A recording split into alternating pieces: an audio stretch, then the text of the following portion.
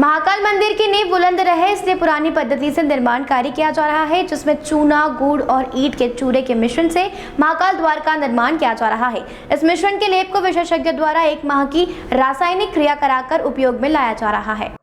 Mahakal one project के अंतर्गत महाकाल मंदिर विस्तारीकरण का कार्य किया जा रहा है। इसी के अंतर्गत मंदिर के जीर्णोद्धार के साथ साथ मंदिर के परिसर में कई सारे निर्माण कार्य किए जा रहे हैं।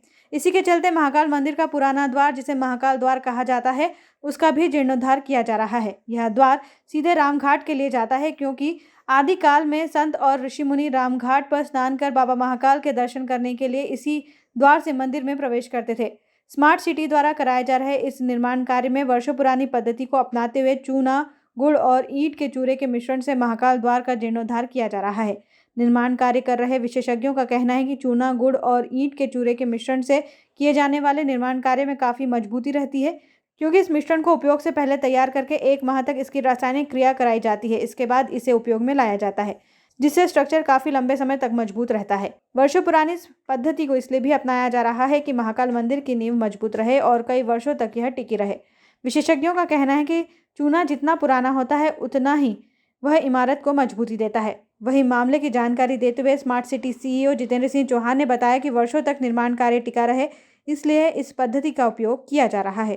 जो पहले जो मेटेरियल यूज किया जाता है वो यूज मेटेरियल इसलिए किया जाता है, ये लंबे समय तक चलता है। इसको सेट होने में थोड़ा टाइम लंबा समय लगता है और वो चलने में लंबा चलता है।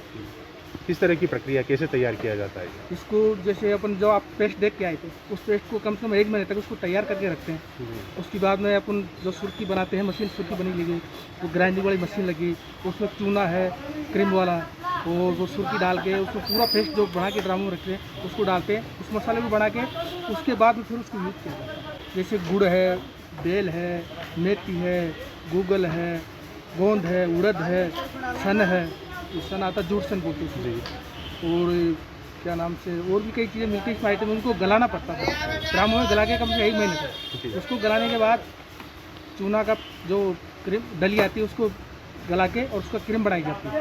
फिर उन चीज़ों को उसमें मशीन में डाल के और उसको पीस के 4-5 दिन बाद उसको यूज़ किया जाता है।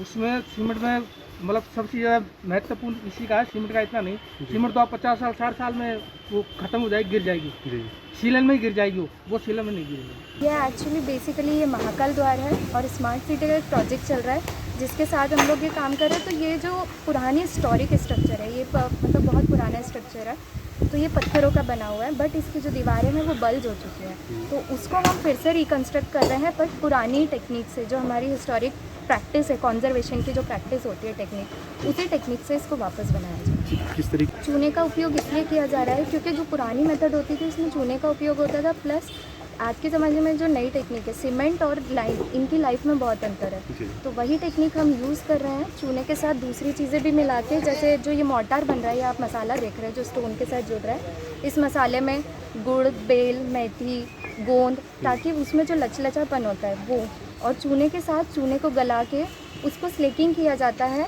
और उसका जो मक्खन वाला पार्ट होता है ऊपर का, वो यूज़ करके, और सुर्खी ग्राइंडिंग मशीन से बना के, इन तीनों को मिला के एक रेशियो होता है। हर चीज़ का अलग रेशियो होता है, सीमेंट मोर्टार के लिए अलग, प्लास्टरिंग के लिए अलग। तो वो रेशियो में मिलाने के बाद टेस्टिंग करके कि कितनी कॉम्पैक्टनेस किस में है, उसके बाद इसको यूज़ किया जाए। ये अभी जो महाकाल द्वार की आप ये देख रहे हैं दीवारें दोनों तरफ की, ये दोनों तरफ की दीवारें अब वापस से इसको रिकन्स्ट्रक्ट किया जा रहा है, बट इसका बेस बनाया जा रहा है, फाउंडेशन। तो ये स्टोन से बन रही है, फिर इसके ऊपर दीवार बनेगी, जैसी ओरिजिनल दीवार बनी है वैसी की वैसी बनेगी। इसको नंबरिंग किया हुआ है हम लोगों ने, ताकि इसको वैसे ही बनाए।